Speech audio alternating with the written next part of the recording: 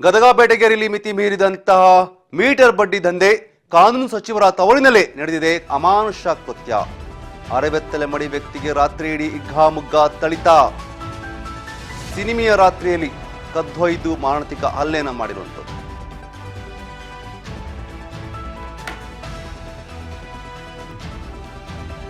ಕಾನೂನು ಸಚಿವ ತವರಿನಲ್ಲೇ ಅಮಾನುಷ ಕೃತ್ಯ ನಡೆದಿರುವಂಥದ್ದು. ಅರೆಬೆತ್ತಲೆ ಮಾಡಿ ವ್ಯಕ್ತಿಗೆ ರಾತ್ರಿ ಇಡೀ ಹಿಗ್ಗಾಮುಗ್ಗಾ ಥಳಿತ ಮಾಡಿರುವಂಥದ್ದು. ದೇಹದ ತುಂಬಲ ಬಾಸುಂಡೆ, ಏಳಲು ನಡೆಯದೇ ಆಗಂತ ನರಳಾಟ ಅನುಭವಿಸ್ತಾ ಇದ್ದಾನೆ ಆ ವ್ಯಕ್ತಿ. ಬಡ್ಡಿ ದಂಧೆಕೋರರ ಅಟ್ಟಹಾಸಕ್ಕೆ ಆ ವ್ಯಕ್ತಿ ನಲಿಗಿ ಹೋಗಿರುವಂಥದ್ದು. ಸಿನಿಮೆಯ ರೀತಿಯಲ್ಲಿ ಕರೆದೊಯ್ದು ಮಾರಣಾಂತಿಕ ಹಲ್ಲೆಯನ್ನು ಮಾಡಿದ್ದಾರೆ. ಬಡ್ಡಿ ದಂಧೆಕೋರರು ಆ ವ್ಯಕ್ತಿ ಮೇಲೆ ಮಾರಣಾಂತಿಕ ಹಲ್ಲೆಯನ್ನು ಮಾಡಿರುವಂಥದ್ದು. 1 ಲಕ್ಷ ಸಾಲಕ್ಕಾಗಿ ರೂಮ್ನಲ್ಲಿ ಕೂಡಿ ಹಾಕಿ ಹಿಗ್ಗಾಮುಗ್ಗಾ ಹಲ್ಲೆ ಮಾಡಿದ್ದಾರೆ ದುಷ್ಕರ್ಮಿಗಳು.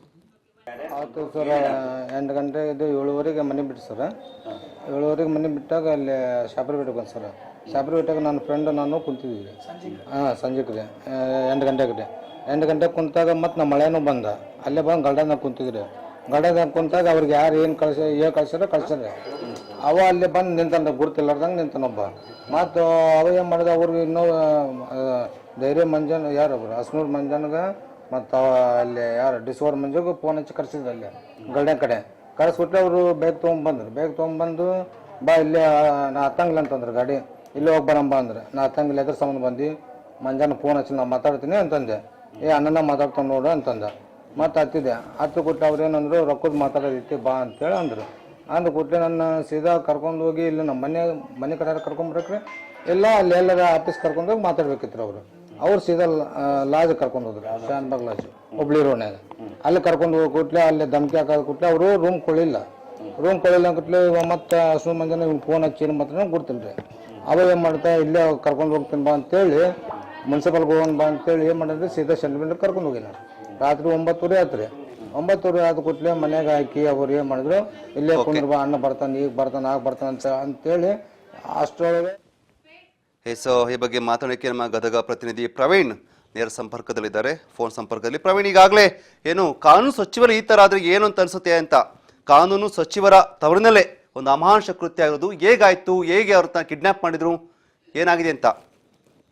ಎಸ್ ಯತೀಶ್, ಏನಂತಂದ್ರೆ ಇದು 21ನೇ ತಾರೀಕಿನಲ್ಲಿ ನಡೆದಂತ ಒಂದು ಘಟನೆ ತಡವಾಗಿ ಬೆಳಕಿಗೆ ಬಂದಿದೆ ಅಂತ ಹೇಳ್ಬೋದು. ಯಾಕಂತಂದ್ರೆ ಈಗ ಫೈನಾನ್ಸ್ ನ ಒಂದಿಷ್ಟು ಮೈಕ್ರೋ ಫೈನಾನ್ಸ್ ನ ಒಂದು ಕಿರುಕುಳ ಹೊರ ಬಂದಂತ ಹಿನ್ನೆಲೆಯಲ್ಲಿ ಈ ಒಂದು ಘಟನೆ ಬಡ್ಡಿ ದಂಧೆಯ ಒಂದು ಮೆಟ್ರೋ ಬಡ್ಡಿ ದಂಧೆಯ ಒಂದು ಘಟನೆ ಹೊರ ಬಂದಿದೆ ಅಂತ ಹೇಳ್ಬೋದು. ಯಾಕಂತಂದ್ರೆ ಇದು 21ನೇ ತಾರೀಕಾದಂತ ಘಟನೆ. ಏನೋ ಸ್ವಲ್ಪ ಹಣಕಾಸಿನ ವ್ಯವಹಾರ ಇತ್ತು. ಅವರು ವೈಯಕ್ತಿಕವಾಗಿ ತಮ್ಮ ಸ್ನೇಹಿತನ ಒಂದು ಮನೆ ಹತ್ತ ಮಾತಾಡಕಂತ ಹೋದಾಗ ಅವಾಗ ಏನು ಬಡ್ಡಿಕೋರ ಇದಾರಲ್ಲ ಅವರನ್ನ ಬೈಕ್ ಮೇಲೆ ಕರ್ಕೊಂಡೋಗಿ ಒಂದು ಅಜ್ಞಾತ ಸ್ಥಳದಲ್ಲಿತ್ತು ಅವ್ರ ಮೇಲೆ ಹಲ್ಲೆ ಮಾಡಿದಂತ ಒಂದು ಆರೋಪ ಈಗ ಸದ್ಯ ಹೊರ ಬಂದಿದೆ ಅಂತ ಹೇಳ್ಬೋದು Yatish. Okay, thank you so much ತಮ್ಮ ಮಾಹಿತಿಗಾಗಿ ಪ್ರವೀಣ್. ಒಟ್ಟಾರೆ ಒಂದ್ ಕಡೆ ಮೈಕ್ರೋ ಫೈನಾನ್ಸ್ ವಿಚಾರ ಆದ್ರೆ ನಾ ಮ್ಯಾಗ ಕುಂದ್ರಂಗಿಲ್ಲ, ತೆಳಗ್ ಕುಂದಿರ್ತೀನಿ ಅಂತಂದ್ರಿ. ಅಂದ್ ಕೊಟ್ರಿ ಮೇಶ್ ಏನ್ ಮಾಡ್ಬಿಟ್ರಿ, ಲಗು ಬೆಲ್ಟ್ ಬಿಟ್ಟು ಹೊಡಕ್ ಚಾಲು ಮಾಡಿಬಿಟ್ಟು ಆಯ್ತು. ಅವ ಹೊಡಕ್ ಕೊಟ್ಲಿ ಯಾರ್ರಿ ಡಿಸ್ವರ್ ಮಂಜು, ಅವನು ಕೊಡದಂದ್ರೆ ಅವನು ತಗೊಂಡು ಬೆಲ್ಟ್ ತಗೊಂಡು ಹೊಡೆಯೋದು ಇದು ಮಾಡ್ಕೊಂಡು ಕುಂತ್ರಿ. ಅವ್ರು ಹನುಮಂತ್ ಬಂದನು ಹಂಗ ಜಾಡ್ಸೋದು. ರೊಕ್ಕದ್ದು ಏನಾಯ್ತು, ರಾತ್ರಿ 1:15 ನಾ ಫೋನ್ ಚಾರ್ ಕಟ್ಸ್ಬೇಕ್ರಿ, ಯಾರು ಎದ್ದೆ ಬರ್ತಾರ್ರಿ, ಮನೆಗೆ ಯಾರು ಬರ್ತಾರೆ, 3 ಗಂಟೆಗೆ ಫೋನ್ ಹಚ್ಚಿದ್ರೆ ಮನೆಗೆ ಇರ್ತಾರೆ, ನೀವು ಯಾರಿಗಾರ ಫೋನ್ ಹಚ್ಚಿ ರೊಕ್ಕ ಬೇಕು ಅಂತೇಳಿ ಇವರೆಲ್ಲರೂ ಹೊಡಕ್ ನಿಂತ್ರಿ. ಇವ್ರು 1:15 ಮಟ್ಟ ಹೊಡೆದು ಕೊಟ್ಲೆ ಮಂಜಾನ. ಬಡ್ಡಿ ದಂಧೆಗೆ ವ್ಯಕ್ತಿಯೊಬ್ಬ ಮೇಲೆ ಮಾರಣಾಂತಿಕ ಹಲ್ಲೆ ನಡೆಸುವಂತಹ ಘಟನೆ ಗದಗದಲ್ಲಿ ನಡೆದಿರುವಂಥದ್ದು. 1 ಲಕ್ಷವನ್ನ ತೆಗೆದುಕೊಂಡಂತೆ, ಹಾಗಾಗಿ ಆತನನ್ನ ಕಿಡ್ನಾಪ್ ಮಾಡಿ ಅವನ ಮೇಲೆ ಮಾರಣಾಂತಿಕ ಹಲ್ಲೆಯನ್ನ ನಡೆಸ್ತಾರೆ. ಇದಿಷ್ಟು ಇವರೆಗಿನ ಪ್ರಮುಖ ಸುದ್ದಿ. ನೋಡ್ತಾರೆ ರಾಜ್ ನ್ಯೂಸ್.